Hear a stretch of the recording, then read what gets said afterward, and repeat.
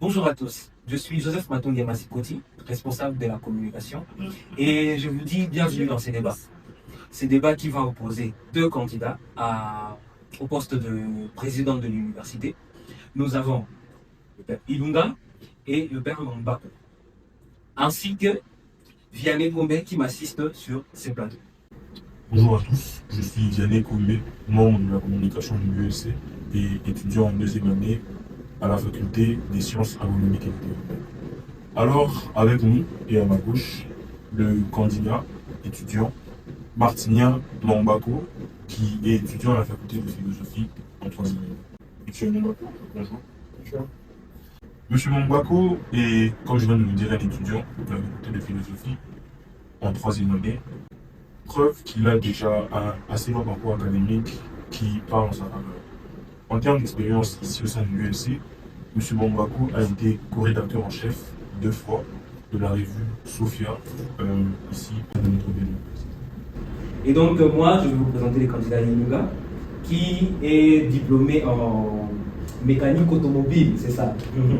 Et donc candidat jésuite aussi. Il a été enseignant au collège, c'est un collège, le collège Mampoussoukeni à Lubumbashi.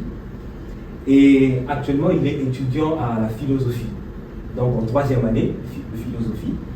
Et il fait partie du cercle culturel de la faculté, Il est membre de la revue Ardente, passionné d'écriture et de lecture, mais aussi membre de la chorale Saint-François-Xavier.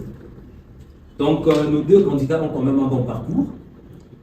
Ils sont tous deux membres de communautés différentes et veulent débattre ou nous exposer un peu leur vision. Alors, ensemble, avec Vianney, nous allons animer ces débats pour permettre à ce que vous puissiez quand même avoir une vision claire de ce qu'ils pensent. Vianney, à toi la parole. Merci beaucoup, M. Joseph. Alors, nos candidats vont s'exprimer et vont débattre, comme il a été dit, sur un thème qui aura lui-même quelques questions. Le thème global de ce débat est celui-ci. En tant que futur président, pour l'annonce du Conseil des étudiants, comment comptez-vous assurer l'unité et représenter efficacement les étudiants des différentes facultés auprès des autorités de l'université? Merci beaucoup pour la question. Oui. Et pour répondre à cette question, je veux dire que celle-ci s'inscrit directement dans le cadre de mon idéal en tant que futur président du Conseil des étudiants.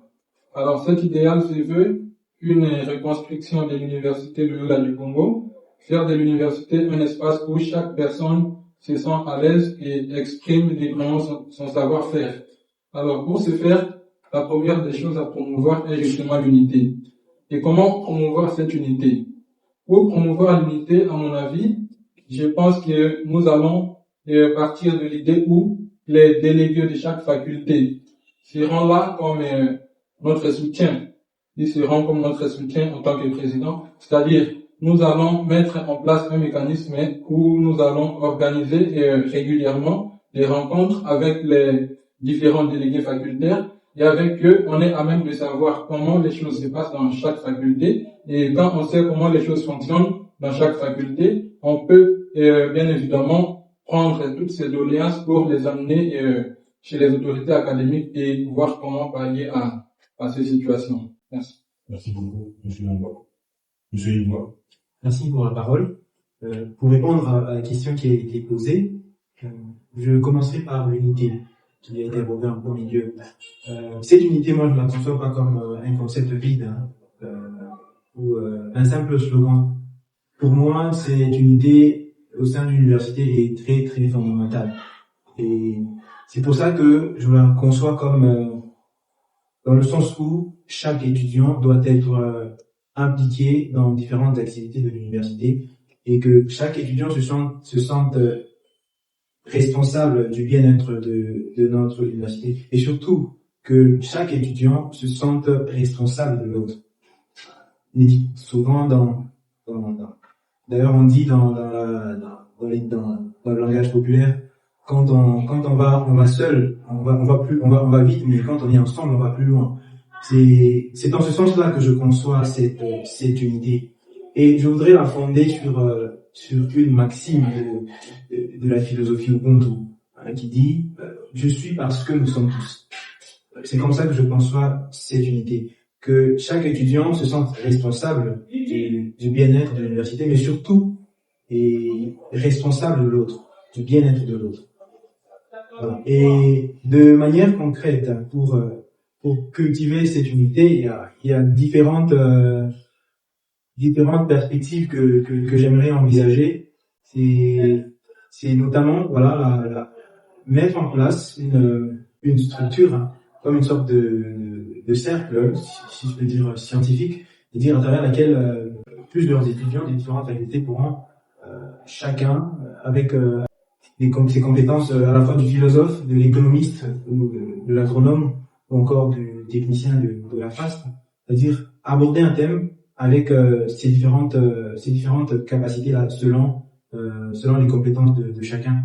Et cette unité aussi, je l'envisage dans l'organisation des activités sportives interfacultaires, mais aussi dans l'organisation des soirées entre étudiants, des soirées cinéma, et surtout pour ceux qui sont passionnés du football comme moi, des projections des matchs de Champions League, et pourquoi pas du Classico du Real Barça. Et j'envisage aussi cette unité dans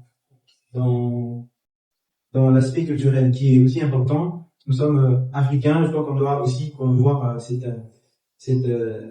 aspect-là de notre identité qui est très très très importante, c'est-à-dire célébrer notre culture à travers des événements culturels,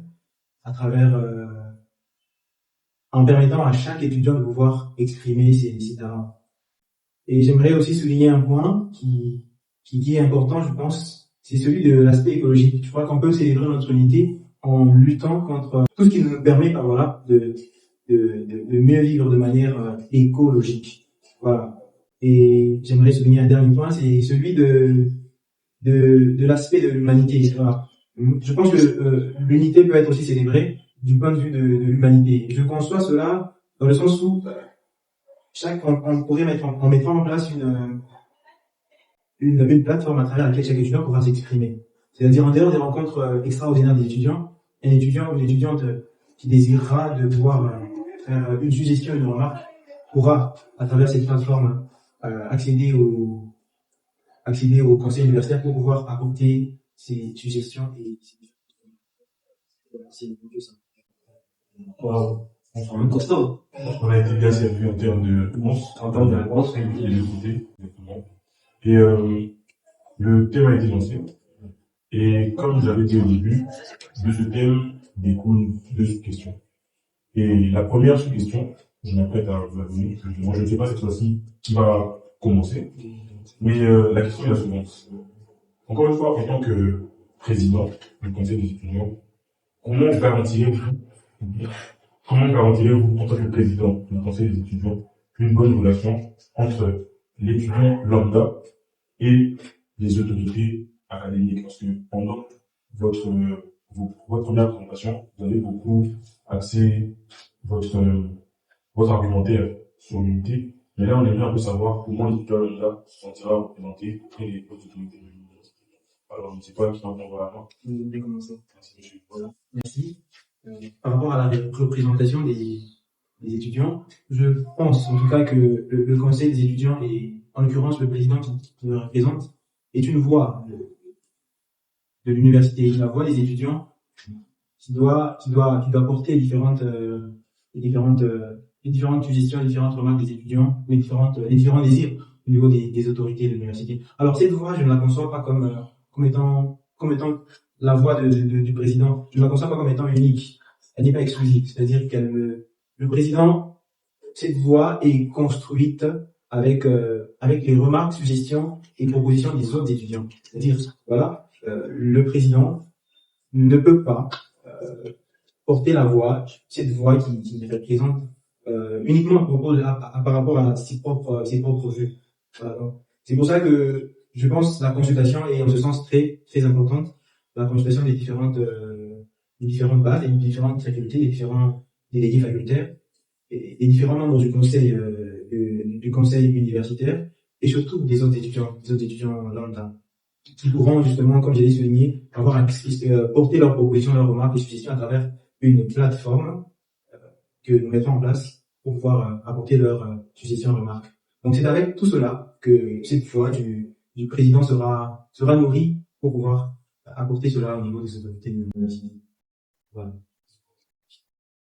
Oui, pour répondre encore à cette question, moi je vais d'abord partir de la connaissance des normes de la faculté, c'est-à-dire savoir les droits d'un étudiant envers la faculté ou l'université, et puis qu'est-ce que l'université a comme devoir envers l'étudiant. Et en ce sens, pour pouvoir représenter efficacement les étudiants chez les autorités académiques, je me dis qu'il s'agit d'abord d'être un bon leader, parce qu'avec le leadership, on sait écouter les autres, on sait conduire les préoccupations, les doléances des autres chez les autorités académiques. Alors, comment le faire? Pour le faire de manière concrète, il faut justement mettre en place un mécanisme de collecte des préoccupations bien de suggestions de chaque étudiant. Avec ce mécanisme, quand il est en place, on sait au moins par mois, je veux dire, récolter les préoccupations de chacun des étudiants, et cela se fait au moyen de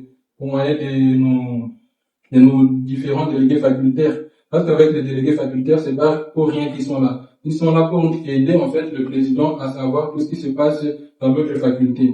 Puisque le président de l'université est là pour représenter non seulement sa faculté, mais toutes les facultés qui font partie de l'université. Alors seul, il ne peut pas bien fonctionner. Et dans ce cas, pour moi, je pense que la première des choses est de mettre ce mécanisme-là de collecte des préoccupations, des suggestions de chaque étudiant, et cela se fera par le biais justement des délégués facultaires. Avec les délégués facultaires, on peut, et aussi, je veux souligner un aspect très important, organiser des réunions régulièrement avec ces délégués pour savoir comment les choses se passent dans chaque faculté. Et en cela, pour que ça se passe mieux, il faut aussi promouvoir déjà au départ l'idéal de l'excellence, je veux dire le magistre, et le davantage dans tout ce qu'on fait. Puisque chaque étudiant cherche ce magistre, et avec le magistre, quand on cherche le davantage ou bien l'excellence, je pense que on est à même de savoir qu'est-ce qui ne marche pas à l'université. Et quand on est à même de savoir ce qui ne marche pas à l'université, on le présente clairement, distinctement et succinctement aux délégués facultaires.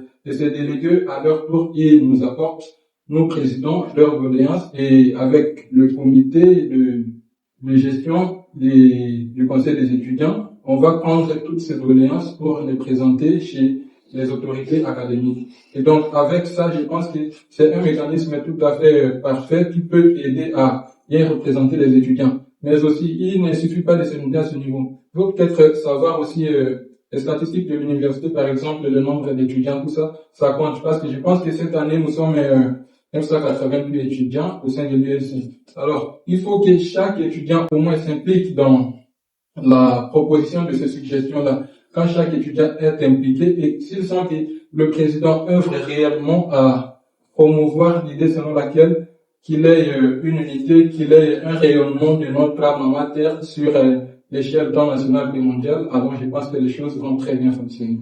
Merci. Jamais tu as quelque chose à dire? Non, j'ai envie de dire, épaté par le niveau de connaissance de nos candidats, connaissance globale et surtout connaissance de notre université. Et on sent que dans tous les cas, le conseil des étudiants sera en des bonheurs. Et la deuxième question, c'est personnellement une question qui me tient à cœur en tant qu'étudiant.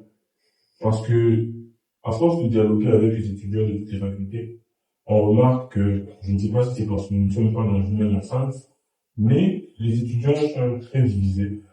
On a l'impression que les philosophes sont loin de nous, ou encore les ingénieurs en sciences et technologies sont loin de nous. Alors, vous la question, comment renforcerez-vous l'unité déjà entre les différents délégués facultaires et ensuite entre les différents étudiants des facultés de notre université? J'aimerais souligner d'abord que cette unité que nous voulons pour l'ULC n'est pas quelque chose qui n'est pas déjà présent, voilà. Puisque bien que depuis des années, il n'y a pas de conseil universitaire, je pense qu'il y a des efforts qui sont fournis d'une manière ou d'une autre par les autorités de la faculté ou peut-être par les étudiants eux-mêmes. Puisqu'il y a déjà des activités, par exemple, sportives qui sont organisées entre différentes facultés. Et il y a aussi la messe qui chaque mois, chaque mercredi qui réunit tous les étudiants. Voilà. Alors, nous, comme conseil universitaire, comme président du conseil universitaire, ce que nous voulons, c'est aller un peu plus au-delà de tout ça. Et à partir de ce qui se fait déjà, nous voulons aller un peu au-delà. Voilà. C'est justement, comme j'ai souligné précédemment, à travers différentes activités, voilà, entre sportives, culturelles, écologiques, et pourquoi pas spirituelles. Et c'est comme ça que je conçois cette unité, qui est déjà présente, mais qui doit tout simplement être renforcée par le conseil de l'université des étudiants qui sera mise en place. Voilà. Oui, merci beaucoup pour cette question. J'aimerais d'abord entrer l'idée selon laquelle il dit que l'unité est déjà présente d'une certaine manière au sein de cette université. Moi, je pense que c'est une illusion qui est en train de se former, parce que nous devons être réalistes. Le constat est clair que nos facultés sont vraiment compartimentées. On a l'impression que les philosophes, eux, sont dans un séminaire et qu'ils ne sont pas concernés par ce qui se passe de l'autre côté à l'AFSA et à la faculté de sciences et technologies et autres. Alors, c'est déjà là même la base de mon inquiétude pour fonder, n'est-ce pas, mon projet, mon plan d'action en tant que président de l'université. Parce que c'est un constat que j'ai fait depuis la première année, aujourd'hui je suis en troisième année. Je me rends compte que nous sommes en fait comme si on ne forme pas une université, tandis que les 4 facultés ici présentes constituent une université. Alors comment plutôt faire pour relier ces 4 facultés? Je pense que c'est cela même la question. Et pour ce faire avec les délégués facultaires, comme vous vouliez savoir, c'est que faire en sorte que nous organisions des rencontres régulières avec ces délégués. On va organiser ces rencontres et avant de les organiser, il faut que chaque délégué puisse faire en sorte d'écouter les doléances de chaque personne qui constitue justement sa faculté. Lorsque chaque délégué connaît au moins les limites qui font en sorte que nous ne soyons pas unis. Avec les délégués déjà, ils sont là comme nos porte-paroles, ils sont comme les porte-paroles du président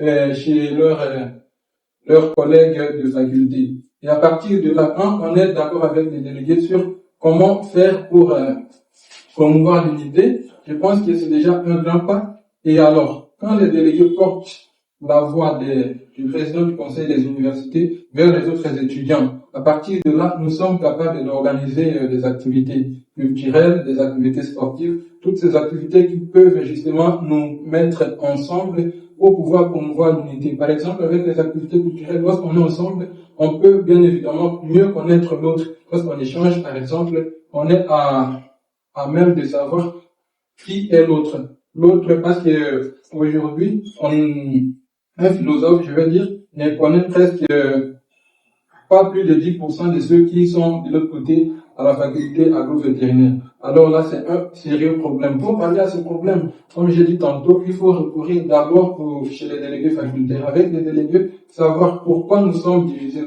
pourquoi cette compartimation, et chercher les voies et moyens avec ces activités para-académiques pour sortir de cette crise de l'unité et bâtir, n'est-ce pas, un chemin où nous promouvons ensemble l'excellence et dans l'unité. Merci. Ce que j'ai dit. Bon, j'aimerais rappeler à mon ami que, bon, c'est vrai, l'unité ne se construit pas. J'aimerais lui rappeler que l'unité ne se construit pas avec, dans un bureau, voilà. Pour preuve, c'est que quand je dis que l'unité est déjà présente, mais elle doit être renforcée, c'est dire que l'unité n'existe pas et que le conseil des étudiants viendra résoudre tous les problèmes de l'unité, c'est une prétention, je pense. C'est une prétention puisqu'il y a déjà des efforts qui sont fournis. J'ai dit que les efforts ne sont pas suffisants. Et je crois que je suis la preuve de cette unité-là. J'ai toujours participé à des activités sportives au niveau de l'université qui regorgent quand il y a des activités sportives de football au niveau des différentes activités, j'ai toujours été présent. Et je suis membre de la chorale universitaire qui a en son sein plusieurs étudiants des différentes facultés. Voilà. Et il n'y a pas que les étudiants de philosophie ou uniquement de la faculté des sciences économiques et de gestion, ou encore seulement ceux de la FSA ou de la FAST. Il y a des étudiants de toutes les autres facultés. Alors, aussi d'ailleurs, il y a une pièce théâtrale qui est en train d'être préparée, que nous présenterons d'ici l'année 2026, qui est préparée par les étudiants des différentes facultés. Il n'y a pas que les étudiants de la philosophie ou de la FAST, FSA ou de la FC. Il y a des étudiants de toutes les facultés. Voilà. Ce que j'essaie de souligner, c'est que il y a des efforts qui sont fournis. Et je crois que, bon, il veut promouvoir l'unité, mais comment peut-il promouvoir l'unité si, d'abord, comme un simple étudiant, il n'a jamais été dans des groupes interfacultaires. Peut-être qu'il va le souligner, au moment que je me trompe. Comment veut-il promouvoir cette unité s'il n'a jamais été dans un groupe interfacultaire? Je m'interroge. Parce que je pense, on ne donne que ce qu'on a. Voilà. On dit souvent même la belle femme du monde, elle peut donner qu'est-ce qu'elle a. Voilà. Donc on ne donne que ce qu'on a et on ne donne que ce qu'on a l'expérience et avec l'apport des autres. Voilà. C'est un peu ça que j'aimerais souligner et éclaircir à propos de l'unité. Merci. Je sens que ça parle d'expérience ici. Ça devient déjà assez intéressant. Monsieur Mambako, vous avez un contre-argument encore à dire? Et parce qu'il m'a lancé une interrogation vers la fin, comment promouvoir l'unité tant qu'on n'a jamais été dans un cercle qui réunit tous les étudiants de l'université. Oui, alors pour répondre à cette question, j'aimerais partir de nos contextes vitaux, puisque lui est un jésuite et puis moi je suis un CXM. D'abord là, c'est l'un des facteurs. Je veux dire que lui, s'il a déjà été une fois dans un cercle qui réunit tous les étudiants de l'université, c'est justement parce qu'il est d'abord jésuite. Et à ce que je sache, tous les étudiants se retrouvent en commun si et seulement si on est la porte d'ouverture de l'année académique. Un exemple typique, c'est que, vous voyez, nous sommes 4 facultés. Mais chaque faculté ouvre ses portes quand elle veut et puis la ferme quand elle veut. Comme par exemple, nous ne commençons pas ensemble, on ne finit pas ensemble. Il y a un décalage horaire. Et là, avec ce décalage horaire, vous allez nous parler de l'unité. Comment avec ce décalage horaire? Là, c'est d'abord un exemple un peu plus typique. Et pour aller encore plus loin, même pendant nos pauses, ici, on a quelquefois des pauses ensemble, mais tu ne verras jamais un philosophe avec un étudiant de l'EFSA rester ensemble en train d'échanger, même sur l'université ou bien sur un sujet typique. J'ai jamais vu, je ne sais pas s'il a déjà expérimenté, mais je ne pense pas. Et eux, pendant la pause, permettez-moi, ils s'acheminent à la communauté. Vous voyez déjà un aspect. Alors que quelqu'un qui ne veut pas être avec les autres, il est avec les autres si et seulement si nous sommes là pour l'ouverture de l'année académique, ou bien pour la messe du mercredi. Et cette messe-là comment on dit? La messe du mercredi. Et excepté ces deux activités, impossible. Tu ne vas pas les trouver dans un cercle où il favorise l'unité au sein de l'université. Je ne pense pas qu'il ait raison de dire que l'unité est déjà là. Je vois qu'il se fait une illusion. Oui, être choriste, ça marche. Mais cela s'inscrit dans un contexte où il veut servir Dieu d'une autre manière. Vous voyez? Et l'unité que nous voulons promouvoir ici, c'est que nous nous connaissions entre nous. Et je vois en face de moi quelqu'un que je ne connais pas. Je l'ai connu grâce aux élections. S'il n'y avait pas les élections, je ne le connaîtrais jamais. Et j'ai passé 3 ans ici. Vous allez me demander combien de personnes j'ai connues à l'EFSAV. Je vais dire une personne peut-être. Et de l'autre côté, à la faculté de technologie, personne. Vous voyez que l'unité, nous ne voulons pas l'unité seulement entre jésuites et autres étudiants, mais l'unité pour tous les étudiants, en fait. Faire en sorte que tout étudiant soit impliqué dans cette affaire de l'unité, qu'on se connaisse vraiment mutuellement et ensemble. Et cela par le biais des conférences, par exemple. Lorsqu'on organise des conférences et qu'on parle de la philosophie ou de la science, on apprend par ces conférences ou ces activités sportives. On va toujours apprendre. On apprend de l'autre pour le connaître un peu beaucoup plus mieux. On a parlé tantôt des activités culturelles. Avec les activités culturelles, lorsqu'on se réunit, on connaît un peu plus qui est l'autre. Et tant qu'on n'a pas ces activités culturelles, vous voyez que parler de l'unité pour moi, ça reste une illusion. Alors pour que nous arrivions à cela, je pense qu'on met tant en place. D'abord, si j'arrive à devenir président du conseil de l'université, je vais mettre en place un mécanisme-là qui réunit les différents délégués facultaires et qui puisse faire en sorte que nous puissions travailler en synergie. Merci. Alors moi j'ai une dernière question. C'est de savoir comment vous allez faire pour porter haut les problèmes des autres facultés. Okay. On prend par exemple, les autres facultés ont un jour de sport. Mais il y en a d'autres qui n'ont pas de jour de sport. Ils viennent tous les jours de 8h à 17h. Canisius ferme ses portes à 18h. Les temps pourraient de finir les cours, de venir au terrain de foot, peut-être qu'ils n'ont que 30 minutes. Et ils peuvent même arriver devant le portail et le gardien lui dit, bon, il est déjà 17h30, je ne peux plus entrer. Alors, face à tous ces problèmes, comment comptez-vous faire pour que toutes les facultés puissent arriver au même niveau des autres?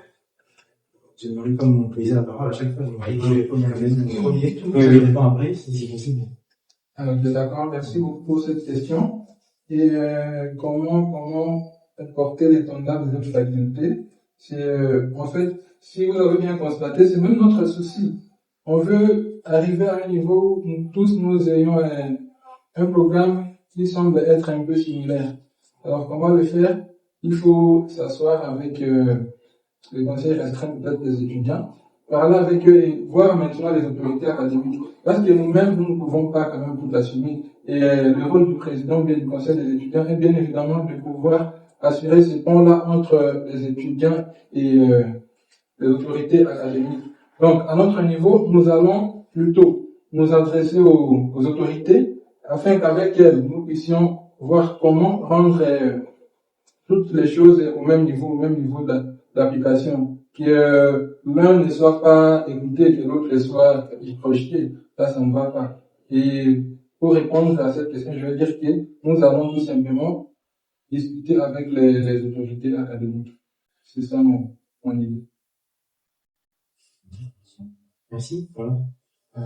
Ce que je pense par rapport à cette question, c'est que il est important de pouvoir harmoniser les différents jours fixés pour le sport, essayer dans la mesure du possible de diversifier les jours, peut-être de voir comment fixer différents jours pour toute l'université à la fois, et surtout en essayant de multiplier les disciplines sportives. Parce que moi j'ai l'impression qu'on joue au football et au basket, donc il y a un petit terrain de volley là, au volleyball, et on peut voir comment aussi